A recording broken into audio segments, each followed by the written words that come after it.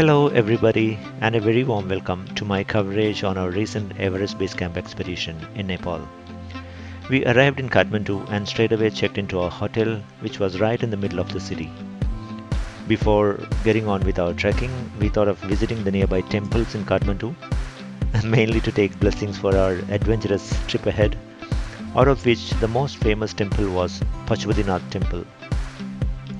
Pashupatinath Temple, dedicated to Lord Shiva and located on the banks of the holy Bagmati River in Kathmandu, is a timeless spiritual and cultural symbol.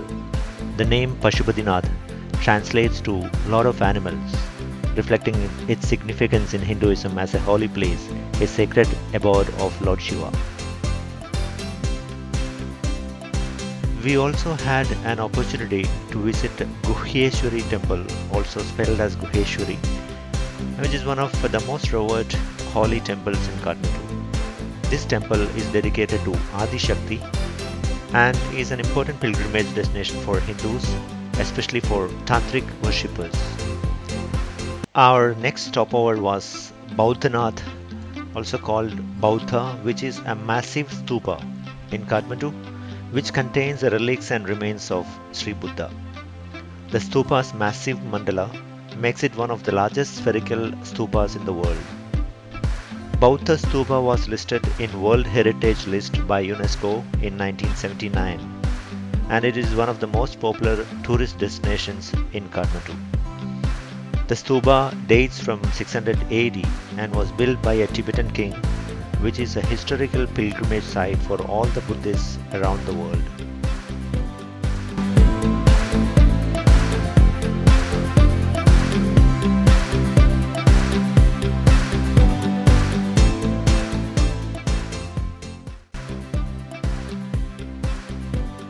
Once we are done with our Kathmandu days, it's time for us to commence our trekking adventures.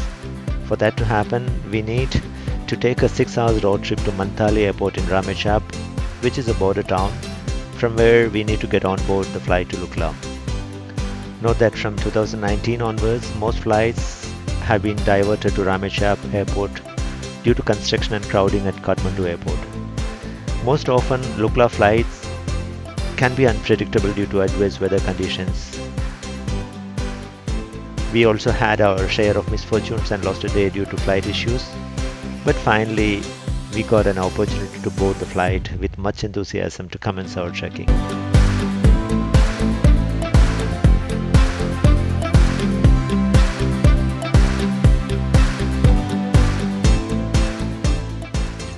After a 30 minutes scenic, though a bit scary and turbulent flight, finally when the plane touched the tarmac, I could hear a sigh of relief from my co-passengers. I won't blame them for sure, as if you Google world's most dangerous airports, the Tenzing Hillary Airport in Lukla will consistently make it onto the list. The geography of the airport's location, combined with factors such as a very short runway, which is hardly 550 meters in length, with a 12-degree upward slope, and of course unpredictable weather, make this airport one of the world's most dangerous one.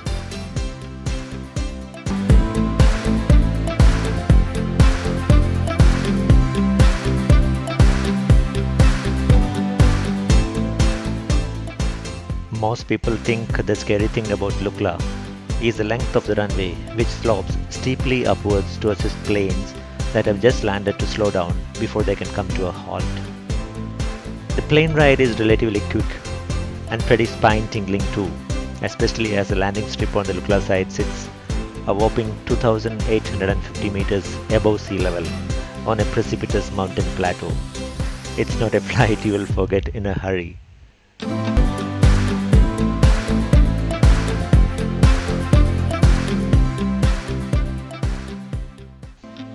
Not long after landing at the world's tiniest and scariest airport, we got straight into what we came for.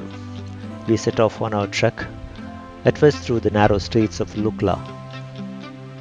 Our final destination for the day is Phakding, which is a village around 2,610 meters above sea level, more than 200 meters below from our starting point Lukla, which means on the first day it's mainly downhill trekking. From here on until the base camp, you won't find any motor vehicles. All you find will be humans, mules, horses, yaks, and zo, spelled as DZO, which are a hybrid of yak and domestic cattle. They use these animals as a mode of transportation as well as cargo carriers.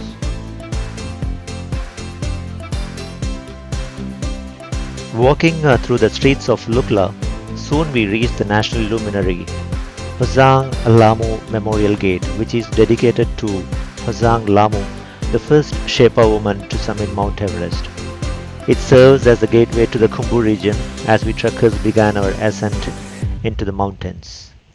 Just past the gate, you will encounter the document checkpoint where our guides hand over lists of tourist passports and some other papers, and in return are given passes for the trek up to the base camp.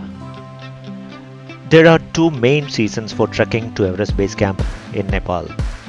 The first is in the spring, which is late March to May, and the second comes in the autumn, which is late September to November.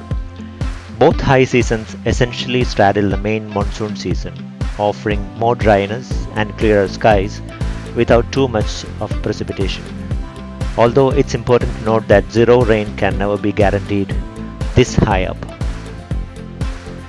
The month of March marks the beginning of the trekking season, but it's not its peak, which means a good balance of smaller crowds, availability in the tea houses, and affordability. Moving on to April, the busiest time of all on the Mount Everest Base Camp Trek, but for a good reason. Clear skies around, the views are wonderful, and the temperatures are comfortable. You can also come in April if you're keen to see the hardcore mountaineers prepping up for a summit push up the Mount Everest itself. Month of May, the hottest month on the trail with less harsh conditions in the evening. Downsides include heat haze that can obstruct the views and the potential for some early monsoon rains. September, the first month after the monsoon, can see some rains stick around. However, that also means the lower altitude parts of the trek between Lukla and Namche Bazaar are wonderfully lush with flower blooms and vivid greenery. Month of October, second only to April in terms of crowds of travelers. There's a great balance between comfortable temperatures and clear skies. This is the clearest time of all, so it's perfect for those wanting uninterrupted views of Everest. Finally, the month of November, cold winter conditions can start to set in. It's not unusual to encounter snow at high altitudes, and you'll need proper thermal gear to get through the nights. The payoff is super clear skies and way fewer hikers on the trail.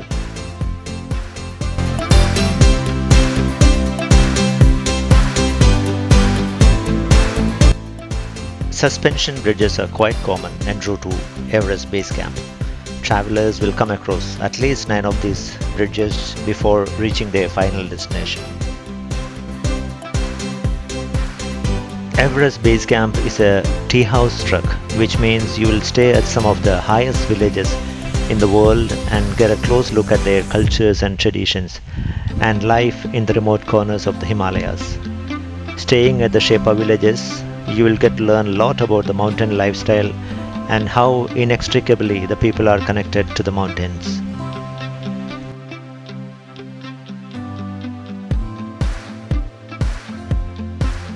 The tourism industry and the trekkers to Mount Everest are the sources of income for the residences. Lukla to Phakding is the first step to your trek, and you will easily find the difference between the plains and the mountains. There will be many things to surprise you and make you feel close to nature on your way to the highest mountain peak.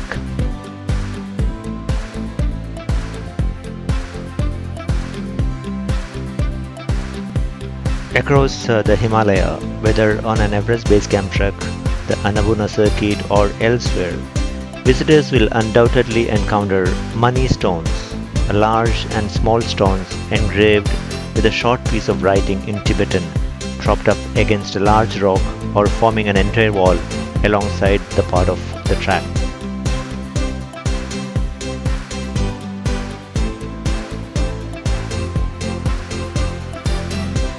The Tibetan engraving is a famous Buddhist mantra, Om Mani Padme Hum. A loose translation is Hail to the jewel in the lotus. The act of writing this mantra on the stones and placing them in the landscape is a form of prayer and meditation. Typically, they are placed at the entrance to the villages, near the monasteries, and alongside trails and rivers.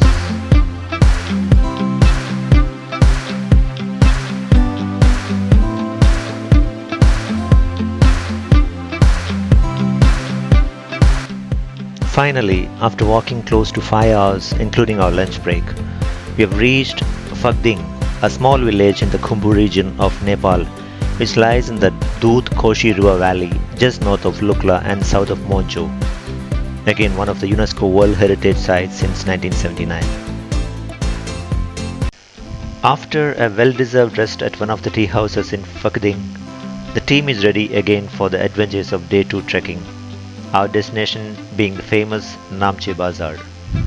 Namche Bazaar is also known as the gateway to the Everest Base Camp. This is a place where any trekker planning to do the EBC trek halts for the most important step in high altitude trekking, which is acclimatization.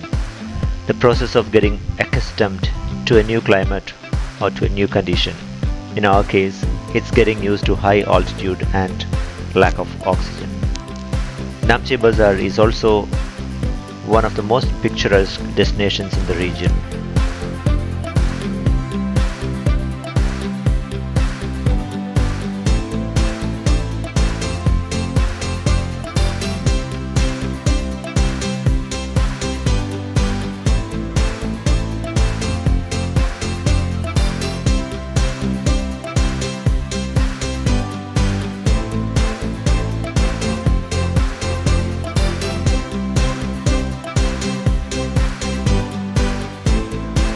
Many trekkers consider this stretch from Phakding to Namche as one of the most tedious sessions of the entire journey, mainly due to the distance covered and altitude gain. From 2610 meters to 3440 meters, we are gaining an altitude of 830 meters in a day, which is quite substantial compared to other days of trekking.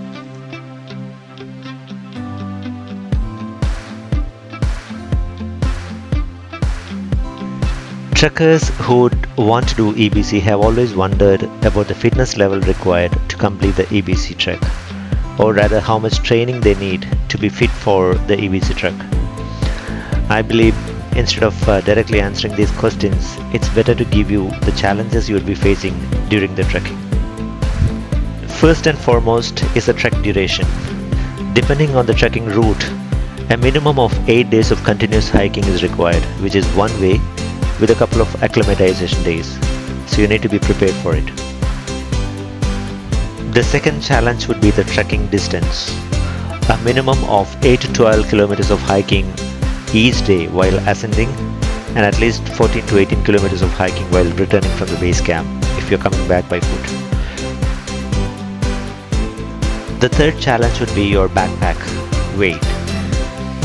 You should be able to carry your own backpack comprising the essential items that would weigh around 5 to 7 kgs during the trek. Another challenge you would be facing is the trekking altitudes. Trekking at altitudes between 2500 to 5500 meters with up to 50% oxygen deficiency in the atmosphere. And of course, the extreme climatic conditions. You should be able to withstand extreme weather conditions, especially during nights, which can often go below 0 degrees. Also during the walk, you might come across hailstorms and windy conditions. So these are the challenges in general you would be facing during the trekking. You should be able to maintain a fitness level accordingly to tackle these conditions.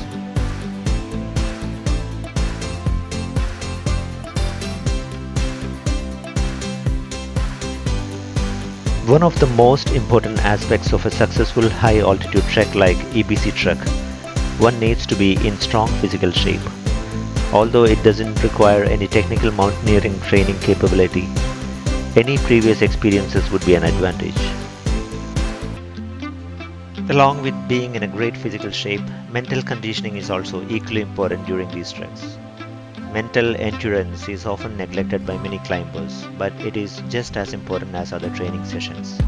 Some days on the EBC trek are comparatively tough, so you need to have the right attitude.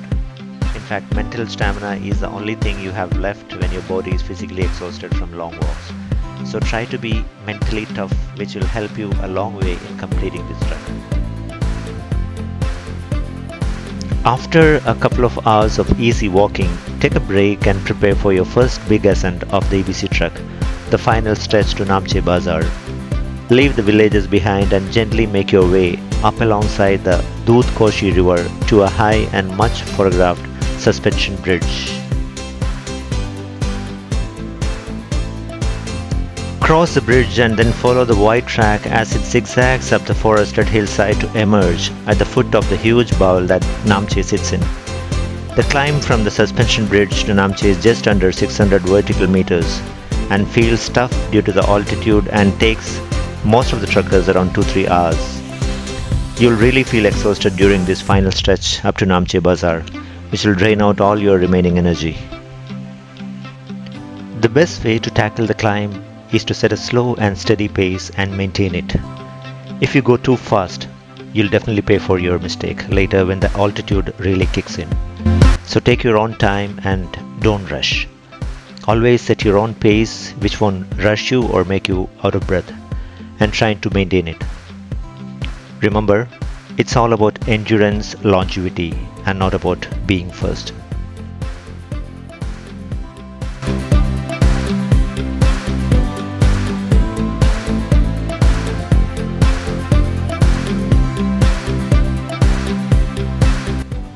After a grueling 3 to 4 hours climb up from the Dingboche river to Namche, which is the final stretch for the day, when you feel like you can't take any further due to fatigue, there lies Namche in its full glory in front of you.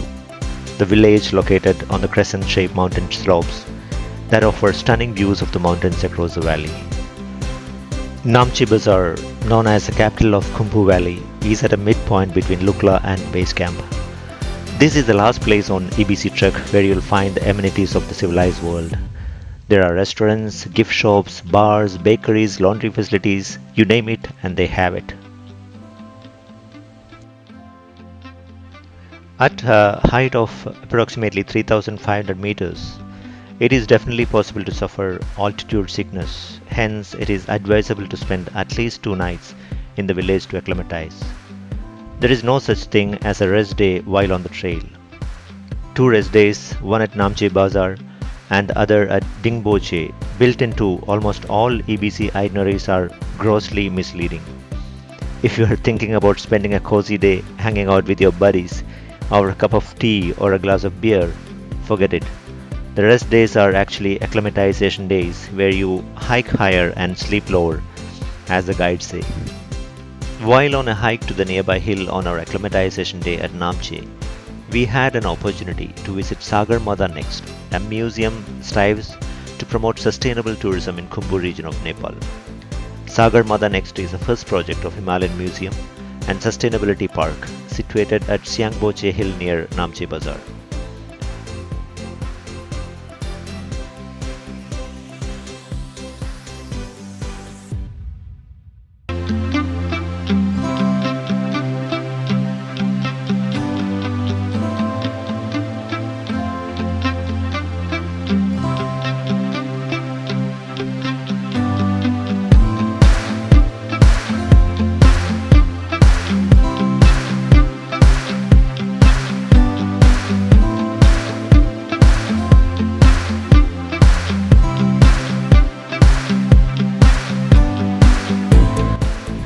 The acclimatization day at Namche was really helpful to get used to the altitude. Properly rested and after a bit of shopping at Namche Bazaar, we were all set to hit the trail again on the morning hours of day 4 for our destination of the day, which was Dingboche, a small town next to Dingboche.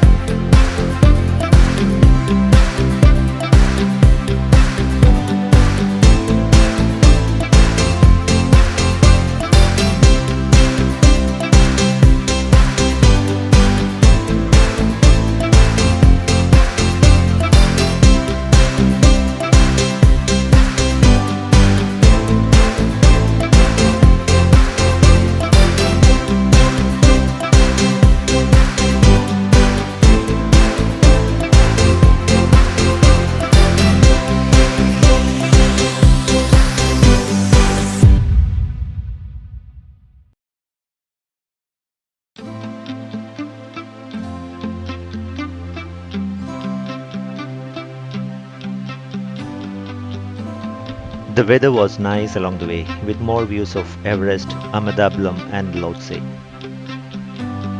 Our lunch was arranged at a little town called Fungi Tenga. Once our tummies were filled, we continued our journey, crossed the suspension bridge across the Dingboche river, and then ascended the long winding roads ahead up to Dingboche, which sits at an altitude of 3875 meters.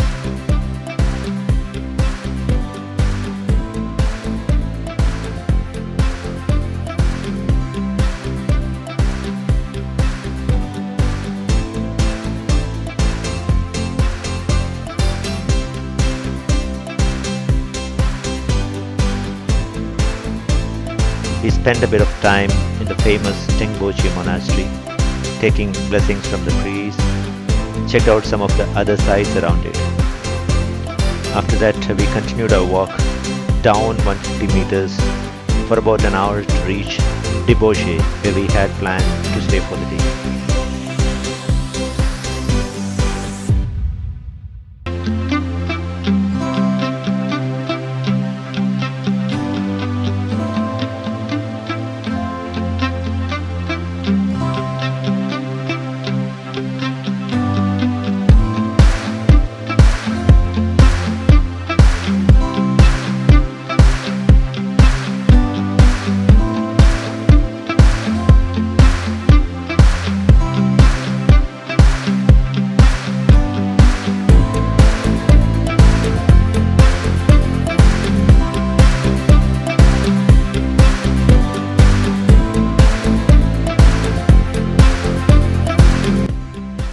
The trek from Dingboche to Dingboche will take around 6 to 7 hours of walking with a fair bit of height gain.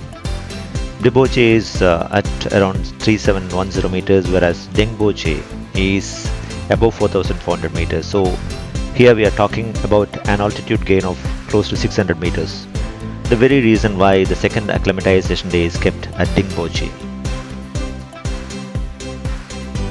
We were walking really slowly to get our body acclimatized with a gain in height. With this sudden altitude gain, it is possible to get a very slight headache when you arrive in Dingboche, especially when you take things too fast. So like always, set your slow pace and try to maintain it.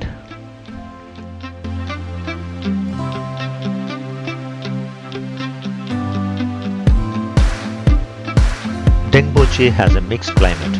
It has cool and rainy summers and dry and cold winters, affected mainly by its proximity to the mountains.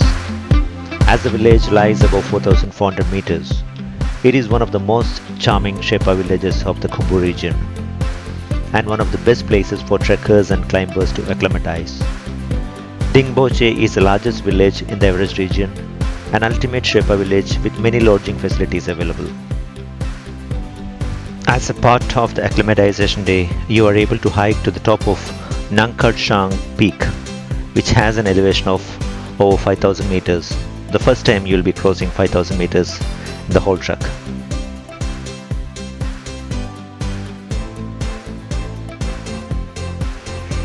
Since I'm not an avid trekker by any means, I wouldn't have done this expedition if not for my close buddies who had forcefully rocked me into this. Now I'm so happy that they did it and cherish every moment of this challenging, excruciating yet exhilarating expedition. When it comes to trekking in the Himalayas, Mount Everest is the most celebrated peak, not just in our part of the world, but all across the globe.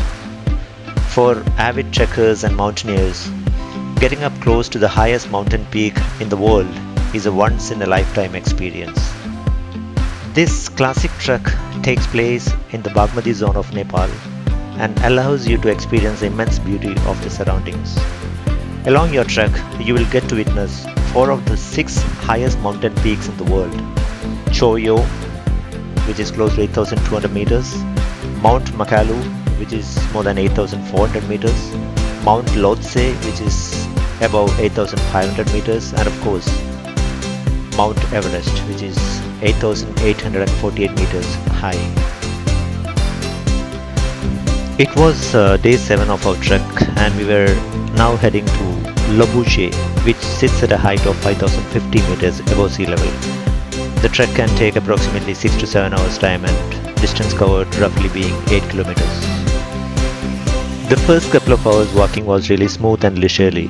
Plain terrains with fewer sharp ascents and beautiful views of peaks like Ahmedablam, Lobuche Peak and Tobuche.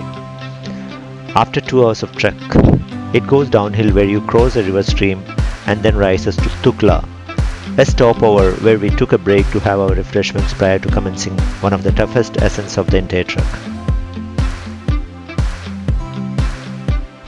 It was indeed a challenge to cope up with the demanding sharp uphill ascent which lasted for more than 2 hours.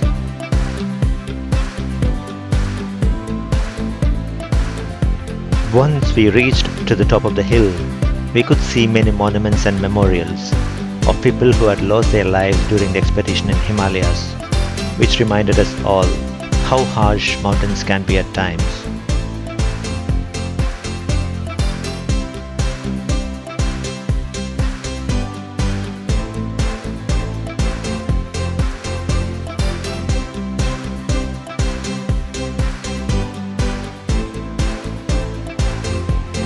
And finally, when we reached to the tea house at Lobuche, we all were truly exhausted.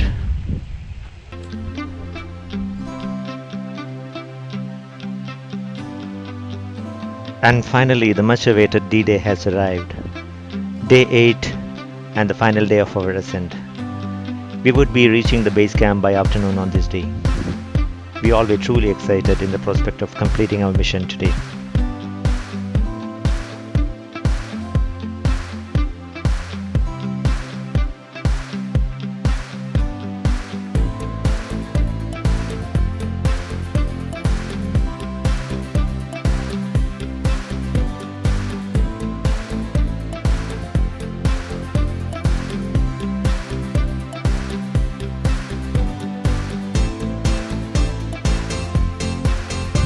Our journey started from Lobuche to Gorakshep first, which was covered in around 3 hours time.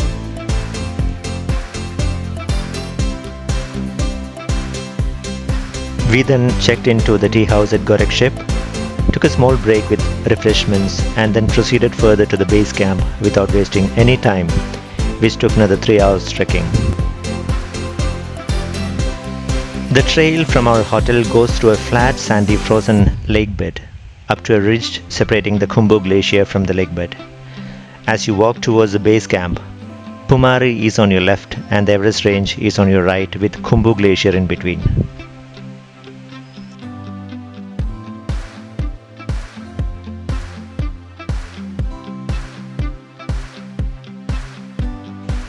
After 15 minutes into the trek, we saw some monuments dedicated to those who lost their lives attempting to climb the highest mountain in the world.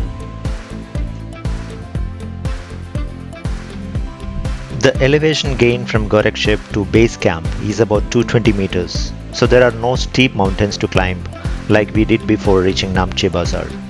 The trail to EBC is not really difficult, but meandering the glacier moraine with large rocks makes it a bit challenging. The trail is more or less flat with a gradual incline in parts. The problem is altitude, low oxygen, very low temperature and rocky terrain of this trail.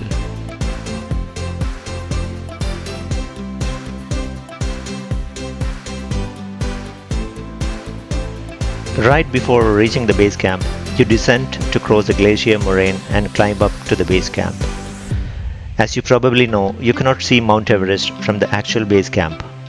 Mount Everest is visible up to midpoint of this trail if there are no clouds. During our trek, there were thick clouds constantly looming over Mount Everest and Namche. We had very brief window of opportunity to see the elusive Everest.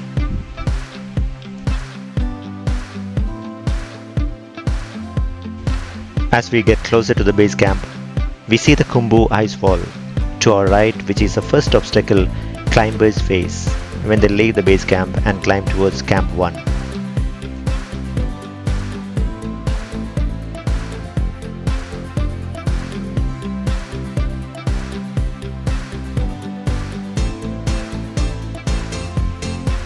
There are actually two base camps for Everest trekking. The North Base Camp in Tibet and the South Base Camp in Nepal. The Nepalese camp in the Khumpu region is the Everest Base Camp that most people talk about, and the endpoint of this legendary trek. The formidable Khumbu ice wall, the first obstacle for those attempting a summit push to Everest, begins right on the doorsteps of the camp, leading up to the Valley of Silence and the peaks of Lhotse and Nuptse.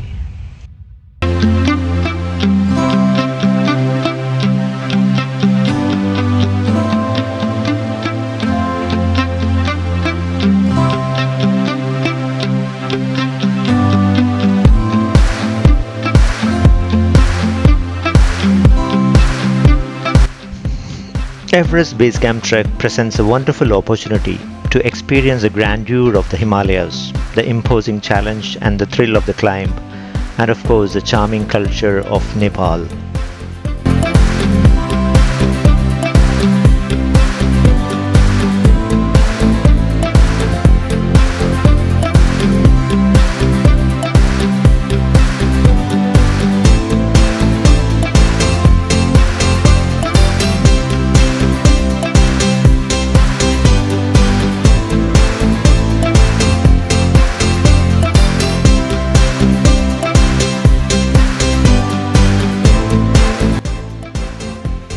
The Everest Base Camp is marked by a pile of rocks, topped with a large rock tablet with Everest Base Camp engraved on it.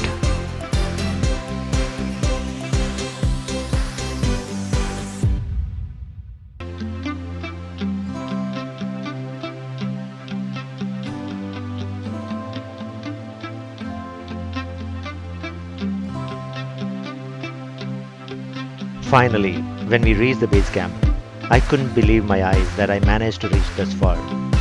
So many emotions started rolling in at once. Happiness, excitement, and of course the feeling of accomplishment. It wasn't an easy feat by any means, at least not for me. And I felt literally on top of the world.